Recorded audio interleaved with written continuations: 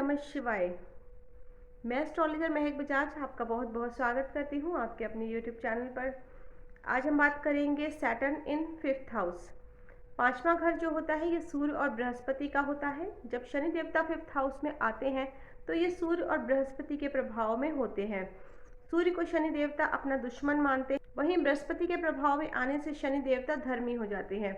तो अब अपने दुश्मन के घर में आएंगे शनि देवता, तो यहाँ पर आपको क्या सिर्फ नेगेटिव रिजल्ट्स ही मिलने वाले हैं या फिर आपको कुछ पॉजिटिव रिजल्ट्स भी मिल सकते हैं, इसके बारे में हम बात करते हैं। देखिए, 5th हाउस जो होता है ये आपकी संतान का होता है। ये घर जो है ये आपकी मान प्रतिष्ठा का होता है। और 5th हाउस जो है ये आपके प्रेम संबंधों का भी होता है। ये घर आपके ज्ञान और विद्या का भी होता है। तो जब 5th हाउस में शनि देवता आते हैं तो यहाँ पर देखिए, बृहस्पति का प्रभाव जब शनि पर पड़ता है तो ऐसा जो जातक होता है बहुत ही समझदार और ज्ञानी होता है।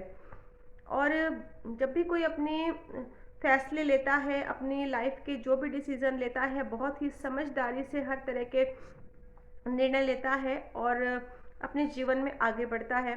और वहीं अगर हम सूर्य की बात करें तो सूर्य और शनि की आपस में शत्रुता होती है। तो यहाँ पर देखा गया है सूर्य और शनि के मिलने से मंगल बद हो जाता है।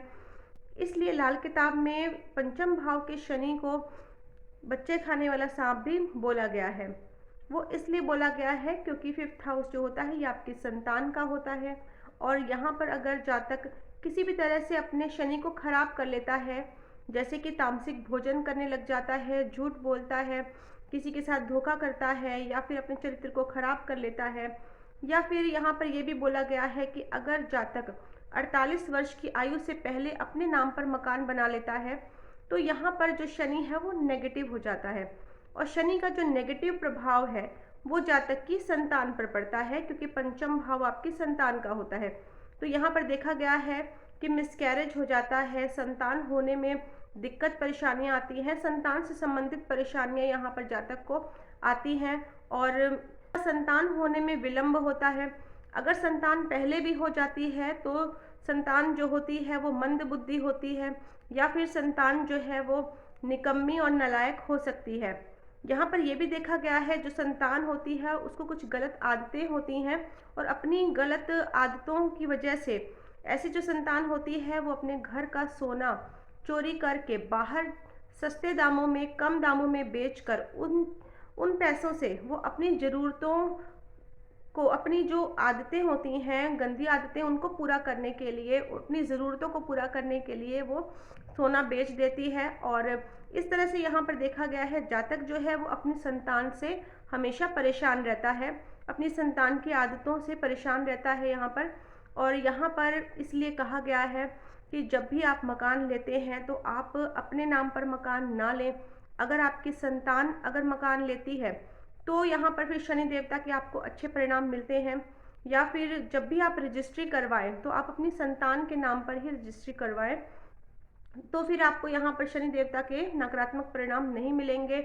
और यहाँ पर कहा गया है अगर आपको संतान से संबंधित परेशानियाँ आ रही हैं तो जातक को अपने घर में बृहस्पति और मंगल से संबंधित चीज़ें स्थापित करनी चाहिए।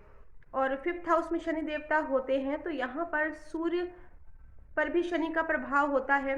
तो सूर्य और शनि की आपस में शत्रुता होने की वजह से ये घर देखिए मान सम्मान का भी होता है।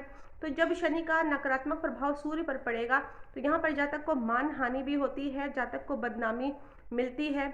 ऐसे जो जातक होते हैं बहुत ही खुददार होते हैं, कभी किसी के सामने झुकते नहीं हैं, जातक अभिमानी होता है। और यहाँ पर देखा गया है ऐसे जो जातक होते हैं वो बाल के खाल निकालने वाले होते हैं, और अपनी इन्हीं आदतों की वजह से ऐसे जातक जो है वो अपने जीवन में तरक्की भी करते हैं।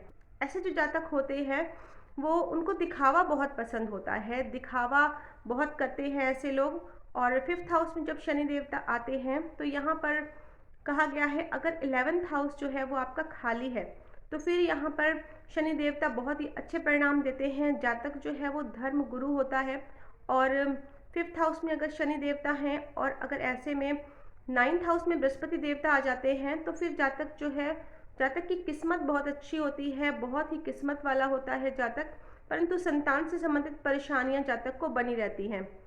अगर 5th हाउस में शनि देवता हैं और ऐसे में 10th हाउस खाली है तो फिर यहाँ पर देखा गया है मैरिड लाइफ डिस्टर्ब रहती है और संतान की तरफ से जातक जो है वो परेशान रहता है। और 5th हाउस में अगर शनि देवता है और ऐसे में अगर लगन में सूर्य देवता आ जाते हैं, यानी कि 1st हाउस में सूर्य देवता आ जाते हैं, तो फिर यहाँ पर कहा गया है कि जातक जो है उसको धन संबंधित परेशानियाँ बनी रहती हैं।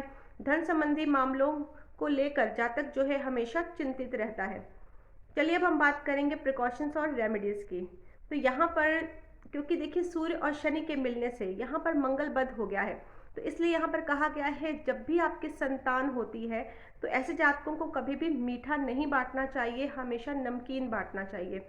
और यहाँ पर कहा गया है आप 48 वर्ष की आयु से पहले अपने नाम पर मकान ना बनाएं। और संतान से संबंधित परेशानियां अगर आपको आ रही हैं तो आप अपने घर में मंगल और बृहस्पति से संबंधित चीज़ें जैसे कि केसर, सोना, देसी खांड, शहद, इन चीज़ों को आप स्थापित करें। और यहाँ पर कहा गया है आपने नॉनवेज और ड्रिंक अवॉइड करनी है, मतलब तामसिक भोजन आपने नहीं करना है, हमेशा सच बोलने की कोशिश करें। और अपने भार का 10वां हिस्सा बादाम आप जल प्रवाह करें। इसके अलावा देसी घी, कपूर, आलू, इन चीज़ों का आप मंदिर में दान कर सकते हैं। तो जानकारी आपको अच्छी लगी है, इसको शेयर करें और मेरे चैनल को सब्सक्राइब ज़रूर करें ताकि आने वाली जो मेरी अपकमिंग वीडियोस हैं उनका नोटिफिकेशन आपको टाइम टू टाइम मिलता रहे। हम मिलेंगे अब अपनी नेक्स्ट वीडियो में सैटर्न इन 6th हाउस।